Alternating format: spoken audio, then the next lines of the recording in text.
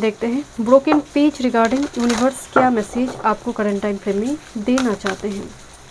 Broken page regarding universe क्या वो message आपको देना चाहते हैं। What time move spirit.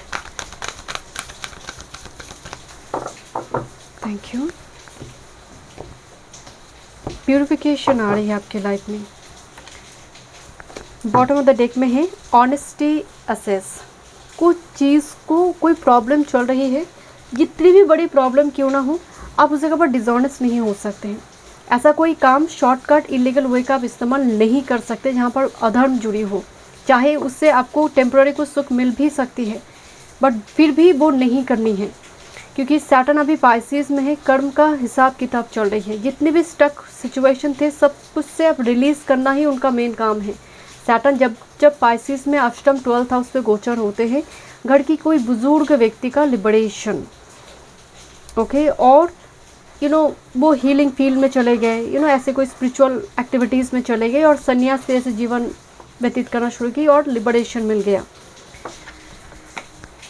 Give and receive, look at this, इस लाइक ए सोल में ट्विन फ्लेम। कुछ चाहिए तो देना पड़ेगा, और अगर आप देते हैं तो मिलेगा ज़रूर।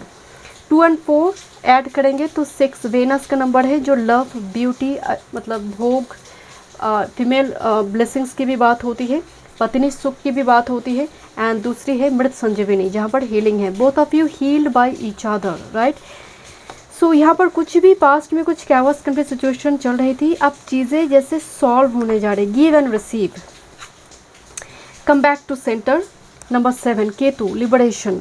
केतु मुक्ति देते हैं। देखिए, कम बैक टू सेंटर का मतलब कर्म को पीठ मत दिखाओ। भाग जाना सल्यूशन नहीं है, जस्ट फेस योर फियर। क्योंकि कर्म को अगर आप पीठ दिखाते हैं, वो कर्म की खाता तो वो है, वो तो जुड़ी है। इस जन्म में नहीं तो दूसरे जन्म में वो कैरी होगा, और भारी होकर कैरी होगा। तो कम बैक टू सेंटर, तुम ऑरिजिन पे लौट कर आओ, सोल पर्पस को समझो एंड कर्म को पीठ मत दिखाओ। Just face your fear. तुम क्या नहीं कर सकते हो, क्योंकि यहाँ पर come back to centre, origin में लौट कर आओ। जैसे होता है ना, स्टार्ट ओवर, शून्य से शुरू करना कोई चीज़ों को, जैसे कुछ हुआ ही नहीं है। Then situation will be like give and receive, सब कुछ ठीक होगा। अगर कोई ऐसी सिचुएशन है जहाँ पर किसी पर्सन के लिए बहुत ग्रूजेस, कुछ नेगेटिविटी आपके मन में है, जस्ट फॉरगिव दिस पर्सन। चाहे वो आपका कलीग हो, आपकी मौसी हो सकती है, कोई भी ऐसी पर्सन जो बहुत ज़्यादा द्वंद्व में आपके साथ अननेसेसरी कंपटीशन क्रिएट करते हैं, कलीग हो सकते हैं, बॉस हो सकते हैं, जस्ट फॉरगिव दिस पर्सन।